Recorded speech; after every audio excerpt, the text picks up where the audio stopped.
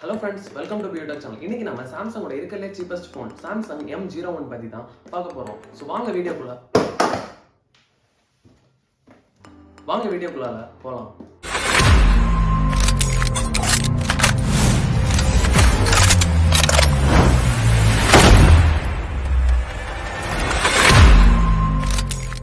Samsung Galaxy M01 இதுதான் இது வரைக்கும் சாம்சங் லான்ச் பண்ண நாட்ச் ஃபோன்லேயே இருக்கிறதுலே சீப்பான ஸ்மார்ட் ஃபோன். நம்மக்கிட்ட இருக்கிற ஃபோனை இந்த மாதம் தான் மேனுஃபேக்சர் பண்ணியிருக்காங்க. பட் இந்த ஃபோன் லான்ச் ஆகி 4 மாதத்துக்கு மேலே ஆயிடுச்சு. பேக்கோட ஒரு சைடில் பார்த்தீங்கன்னா சாம்சங் கேலக்ஸி M01 அப்படின்னு எழுதியிருக்காங்க. இன்னொரு சைடு எழுதுறதுக்கு மறந்துட்டாங்க. இன்னொரு சைடு பார்த்தீங்கன்னா ஸ்பெசிஃபிகேஷன்ஸை கிளியராக கொடுத்துருக்காங்க. பின்னாடி வந்து பார்த்தீங்கன்னா ஃபோனை பற்றி நமக்கு சுத்தமாக தெரியாத விஷயம் infinity V display, dual camera, 4000 mAh battery, இது எல்லாத்தையும் ரொம்பவே தெளிவாக கொடுத்துருக்காங்க. அண்ட் அஃப்கோர்ஸ் இது ஒரு made in India smartphone. Okay, இப்போ கொஞ்சம் கூட டைம் வேஸ்ட் பண்ணாமல் இந்த ஃபோனை அன்பாக்ஸ் பண்ணி உள்ளே என்ன தான் இருக்குது அப்படின்னு பார்க்கலாம். ஃபர்ஸ்ட் இந்த 2 சீலையும் பிரேக் பண்ணிக்கலாம். ஓகே, பேக்கோட மேலே இருக்கிறத ரிமூவ் பண்ணிங்கன்னா உங்களுக்கு ஃபோனோட ஃபர்ஸ்ட் லுக் கிடச்சிரும். ஃபோனை பார்த்ததும் என்ன தெரியுதுன்னு பார்த்தீங்கன்னா என் மூஞ்சி தான் தெரியுது. ஸோ இந்த ஃபோனை எடுத்து சைடில் வச்சுட்டு பாக்ஸ்குள்ளால் என்னென்ன கொடுத்துருக்காங்க அப்படின்னு பார்க்கலாம். பாக்ஸ்குள்ளால் பார்த்தீங்கன்னா 1 லட்ச ரூபாய் ஃபோனில் கூட உங்களால் பார்க்க முடியாத 5 வாட் அடாப்டர் கொடுத்துருக்காங்க.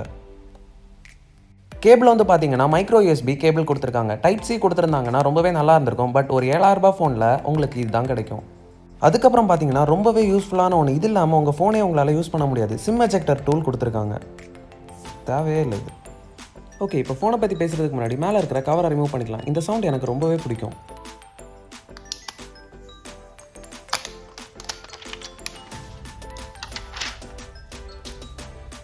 ஃபோனோட ஃபர்ஸ்ட் லுக் வந்து பார்த்தீங்கன்னா உண்மையாலுமே செமையாக இருக்குது. கீழே வந்து பார்த்தீங்கன்னா உங்களுக்கு சார்ஜிங் போர்ட்டும் ஒரு மைக்கும் கொடுத்துருக்காங்க. லெஃப்ட் சைடு வந்து பார்த்தீங்கன்னா வால்யூம் ராக்கர்ஸ், மேலே வந்து பார்த்தீங்கன்னா ஹெட்ஃபோன் ஜாக் கொடுத்துருக்காங்க. பின்னாடி வந்து பார்த்தீங்கன்னா கண்டதையும் எழுதி வச்சிருக்காங்க. அதை ஃபஸ்ட்டு ரிமூவ் பண்ணிட்டீங்கன்னா உங்களுக்கு கீழே சாம்சங்ன்ற லோகோ தெரிஞ்சிடும். கீழே வந்து பார்த்தீங்கன்னா பிரைமரி ஸ்பீக்கர்ஸும் கொடுத்துருக்காங்க. ரைட் சைடில் பார்த்தீங்கன்னா பவர் பட்டனும் சிம் ட்ரேயும் கொடுத்துருக்காங்க. ஓகே, இப்போ இந்த ஃபோனை சுவிட்ச் ஆன் பண்ணி உள்ளால என்ன இருக்குது அப்படின்னு பார்க்கலாம். 2 hours later.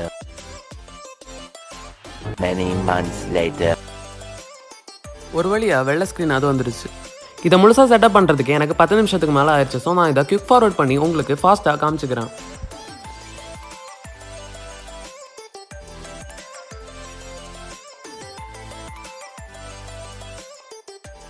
ஒரு வழியாக செட்டப் பண்ணிட்டோம்.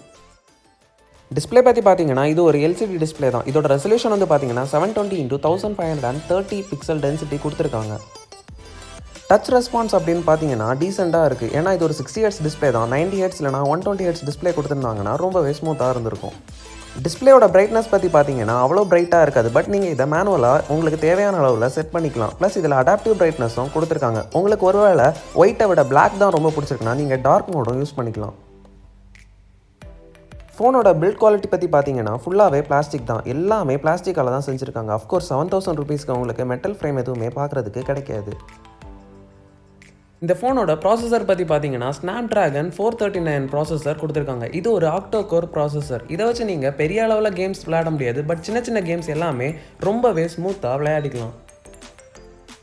நீங்கள் எந்த ஃபோன் வாங்கியிருந்தாலும் உங்களுக்கு ஆடியோ இல்லைனா வீடியோ குவாலிட்டி செக் பண்ணணும்னு நினச்சிங்கன்னா யூடியூப்பில் போயிட்டு Beyoutech தமிழ் அப்படின்னு சர்ச் பண்ணி வர ரெசல்ட்டில் இருக்கிற ஃபஸ்ட் வீடியோவை கிளிக் பண்ணி பாருங்கள். உங்களுக்கு ஆடியோ அண்ட் வீடியோ குவாலிட்டி எப்படி இருக்குது அப்படின்னு தெரிஞ்சிடும். நெக்ஸ்ட் இந்த ஃபோனோட கேமரா குவாலிட்டி பற்றி பார்க்கலாம். ஆக்சுவலாக இந்த ஃபோனில் நான் கேமரா குவாலிட்டி இந்த அளவு இருக்குன்னு கூட நான் எக்ஸ்பெக்ட் பண்ணல.